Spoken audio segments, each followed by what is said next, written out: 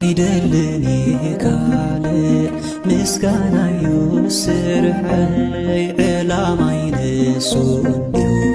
እያብላይ ሓጎሰይ ካብ ብዙሕ ድሌታተይ ዘድልየኒ ተዋሂበይ ዝተረፈ የለን ፍቕሪ ተኸቢበ